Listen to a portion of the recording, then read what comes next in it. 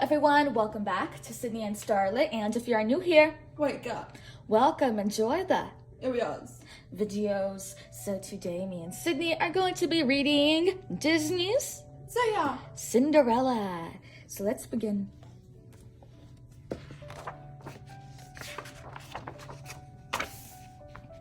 Once upon a time, there was a beautiful little girl named Cinderella, who was loved by everyone. She was sweet, kind, and gentle. She and her widowed father lived happily together. But her father worried that Cinderella needed a mother, so he married again to a widow who had 2 daughters of her own. Then Cinderella's father died, leaving his daughter with her new family. With her husband gone, Cinderella's stepmother revealed herself for who she really was, a mean and spiteful woman who was jealous of Cinderella's charm and beauty. She cared only for her daughters, Gisela and Anastasia. They were no better than their mother. They could have been pretty, but their selfish, cruel natures made them look ugly. So the 3 of them put Cinderella to work as their maid and cook, ordering her about day and night. They kept her busy with sweeping, cleaning, washing, and dusting. And while they wore pretty gowns, Cinderella had only old dresses and aprons to wear. But in her attic bedroom, Cinderella was comforted by the animal friends who came to visit her. The birds woke her in the morning with their sweetest songs. Cinderella sang to them about dreams of happiness that she hoped would come true.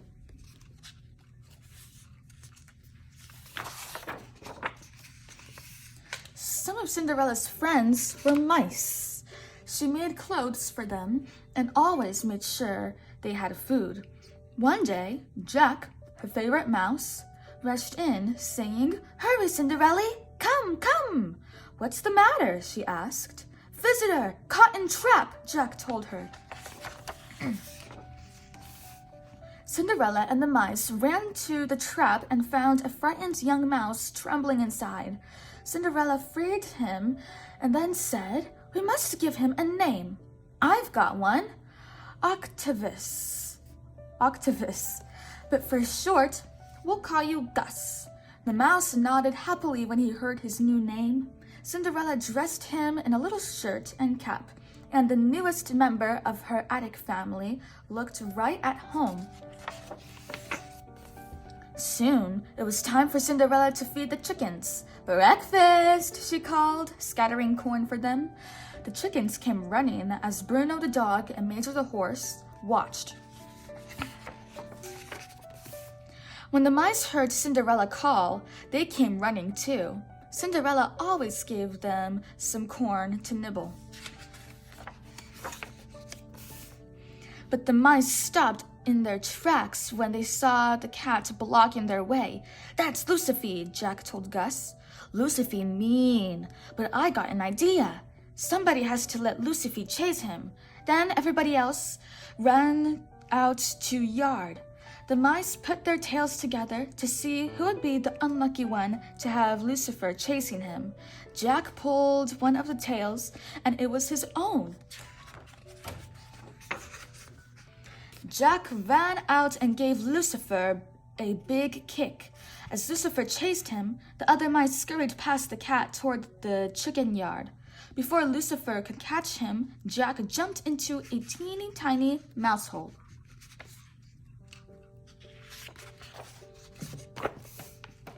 The mice rushed to pick up the corn before the chickens could eat it all up. One chicken got very angry as it saw Gus picking up its food. "Take it easy," Gus said to the chicken as Cinderella shooed it away. Then he hurried around to pick up as much corn as he could carry. Jack, who was still hiding in his mouse hole, saw Gus carrying his load of corn back to the house. Gus wasn't watching out for Lucifer at all, but Lucifer was watching Gus. The cat crouched down quietly and began to sneak up on him. Lucifer moved in close, ready to pounce. Finally, Gus saw him, dropped the corn, and raced away. The cat was just about to catch him when there was a loud bang. Gus turned to see Lucifer lying dazed on the ground. Jack had saved him by knocking the broom over onto Lucifer. Cinderella didn't see Gus's close call. She was too busy getting breakfast trays ready. Ring! Ring! Already, her stepmother, Drizella, and Anastasia were ringing their bells for her. Before the bells even stopped ringing, Cinderella was carrying the 3 breakfast trays up the stairs. But Anastasia and Drizella were already yelling at her. "What are you doing? What a slowpoke you are!" they cried. "If you don't come at once," her stepmother threatened, "you'll have to iron my entire wardrobe." Poor Cinderella was used to the complaints and threats. She heard them every day. Miles away at the royal palace, the king was doing some complaining of his own. "It's high time my son got married and settled down," he said to his Grand Duke. "I'm not getting any younger. I want to see my grandchildren before I go." He thought for a moment and then said, "The boy's coming home today, isn't he?" When the Grand Duke nodded, the king continued, "Well, what could be more natural than a ball to welcome him? And if all the eligible maidens in the kingdom just happen to be there, why, he's bound to show interest in one of them, isn't he?" So that very day, as Cinderella scrubbed the floor that Lucifer had purposely dirtied, there was a loud knock at the door. "Open in the name of the king," called a royal messenger. Cinderella went to the door. "An urgent message from His Imperial Majesty," the messenger announced as he handed her a sealed envelope. Then he left to deliver the rest of the envelopes, just like it, to all the other eligible maidens in the kingdom. Cinderella's stepmother opened the envelope and read the invitation to the ball out loud. The 2 stepsisters could hardly contain their excitement. Each one of them was so excited, in fact, that she could already imagine the prince falling in love with her and asking her to be his bride. Cinderella listened with growing excitement. "Why, I can go too," she said. "You? Dancing? With the prince?" Gisela shrieked with laughter. "I can see it now," said Anastasia, imitating Cinderella. "I'd be honored, Your Highness. Would you hold my broom?" And she burst into cruel laughter. "Well, why not?" said Cinderella. "The royal command says that every eligible maiden is to attend." "So it does," said her stepmother. "I don't see why you can't go. If you get all your work done, and if you can find something suitable to wear." Cinderella rushed to the attic and found an old dress that had been her mother's. "It's a little old-fashioned," she said, holding the dress up to her, "but I'll fix that." She opened a book of dress patterns and found one she liked. But as she started to plan just how she would alter the dress, her stepsisters and stepmother called her away. Cinderella sighed. "Oh well, I guess my dress will just have to wait." After she left, the mice took a look at the dress patterns she'd pick. "We can do it," they said. "We can help our Cinderella."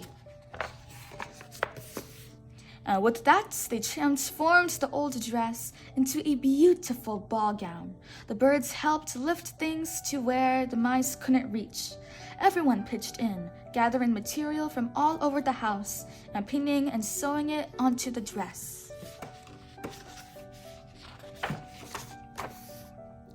Gus and Jack even managed to get a sash and some beads from Anastasia and Drizella. Lucifer saw them, but they escaped his sharp claws. When Cinderella was at last finished with her chores and with helping Anastasia and Drizella, she looked out the window at the palace. It was too late to get ready for the ball.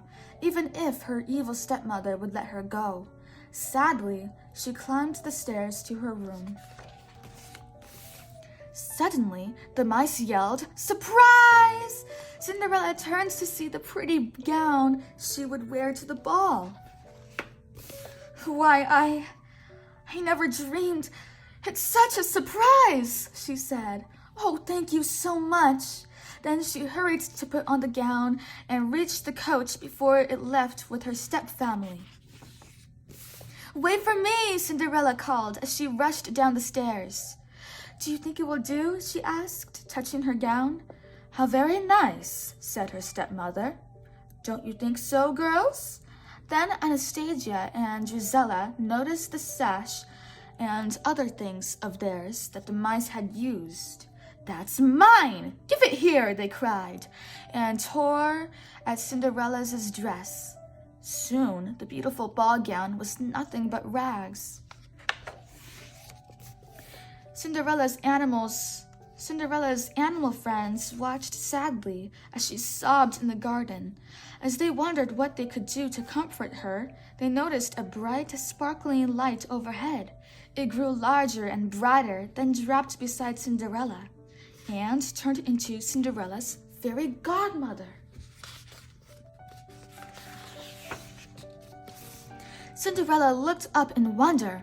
"Now dry those tears," her fairy godmother said. "You can't go to the ball looking like that." "Oh, but I'm not going," Cinderella told her. "Of course you are," said her fairy godmother. "But we'll have to hurry." She waved her wand in the air and a magic wand she waved her hand in the air and a magic wand appeared. Cinderella and her mice friends could only stare. "First, I'll need a pumpkin." With a wave of her wand, the fairy godmother made a pumpkin run over to where she was standing. Then it grew and its vines grew until it changed into a magical coach for Cinderella. "Oh, it's beautiful," said Cinderella. "Isn't it?" asked her godmother. "Now with an elegant coach like that, we'll simply have to have... mice!" She waved her wand again, and Gus and Jack and two of their friends turned into 4 white horses. Astonished, Cinderella watched her fairy godmother change Major, the horse, into the coach driver and Bruno the dog into the footman. And she turned to Cinderella. "And now for you. What a gown this will be!" With a smile, the fairy godmother changed Cinderella's torn dress into a beautiful ball gown with glass slippers for her feet. Cinderella was ready to leave for the palace. Before she stepped into the coach, however, her fairy godmother said, "You must understand, my dear, that on the stroke of midnight, the spell will be broken and everything will be as it was.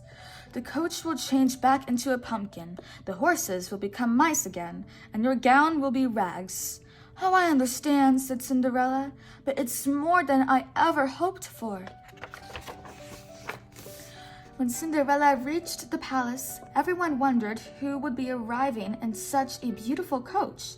"It must be royalty," they murmured. Who could have guessed that it was Cinderella, who just that afternoon had been scrubbing muddy footprints off the floor? The ball was just beginning as Cinderella ascended the gigantic staircase. "Oh, how happy I am," she said to herself. The king and the Grand Duke watched from the balcony as the maidens of the kingdom were announced to the prince. He didn't seem very interested in any of them, and even yawned. As Anastasia and Gisela curtsied before the prince, the king said, "Oh, I give up. It's useless." But then, as the prince straightened up from bowing to the stepsisters, he saw Cinderella. He left her stepsisters behind and led her into the ballroom. The king commanded the band to play a waltz, and the prince began dancing with Cinderella. Both had found true love. The king was overjoyed, but Cinderella's stepsisters and stepmother were not. "Who is she?" they asked. No one in the crowd seemed to know. As her stepmother watched, she said, "There's something familiar about her." Cinderella and the prince went out into the palace garden. They were about to kiss when the clock began to toll midnight. "Oh my goodness," said Cinderella, "it's midnight." She ran out of the palace before the prince or the Grand Duke could stop her. As she rushed down the palace steps, she lost one of her glass slippers. The coach dashed away from the palace, racing against the tolling of the clock. Midnight came closer and closer. When the clock stopped tolling, Cinderella was back in her ragged gown, and her fine horses were mice again. All that remained of her magical night was one sparkling glass slipper. The king slept right through Cinderella's disappearance. Already he was dreaming that Cinderella had married his son and that he was playing with his first grandson. The following morning, Cinderella was so happy that her stepmother watched her suspiciously.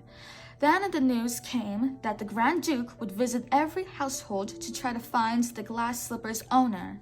Gisela and Anastasia piled Cinderella's arms with their clothes. "Hurry with these! We have to get dressed!" Cinderella nodded dreamily and handed the clothes back to Gisela. "Oh yes, we must get dressed." Suddenly, her mother knew that Cinderella had been the one dancing with the prince. She quietly followed Cinderella to her room and locked her in. "Let me out!" Cinderella cried, but her stepmother put the key in her pocket and went downstairs. Jack and Gus saw what happened and hurried after her. They pulled the key out of the stepmother's pocket and slid down her dress with it. Struggling up the stairs with their load, they had tried to reach Cinderella before it was too late. Meanwhile, the Grand Duke and his footman were trying to squeeze the tiny slipper onto Anastasia's big foot. As Jack and Gus made their way towards Cinderella's door, Gisela tried on the slipper. It didn't fit her either, no matter how she tried to squeeze her big foot into it. Finally, Jack and Gus reached Cinderella's door and slid the key to her. As Cinderella ran down the steps, the Grand Duke said, "These are the only ladies of the household, I presume?" "Please wait," Cinderella called. "May I try on?" Her stepmother told the Grand Duke to ignore Cinderella, but he insisted on having her try the slipper. So, her grandmother slyly tripped the footman. The glass slipper fell and smashed. "Oh no!" cried the Duke. "This is terrible!" "Perhaps it will help. Perhaps if it will help," Cinderella started to say. "No, nothing can help now," said the Grand Duke. "But, you see, I have the other one," Cinderella said, holding up her glass slipper. The Grand Duke quickly slipped it on her foot. It fit perfectly. He had found the prince's true love. Soon, Cinderella and the prince were married. The Grand Duke and the king watched the wedding happily. Cinderella's mouse friends watched too, dressed in their royal best. And they all live happily ever after. The end. So that is it for today, everyone. We really hope you all enjoyed it, and we will see you all next time. Bye-bye. Goodbye. Pick out your favorite page.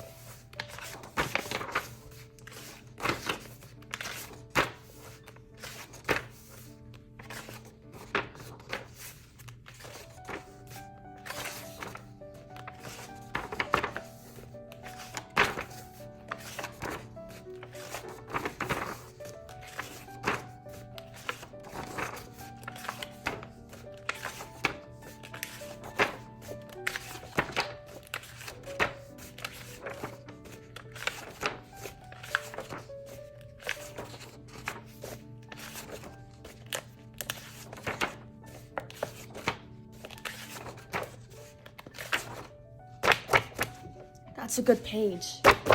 Who's your favorite character? Gus? Gus? That's a good one. All right. Bye-bye.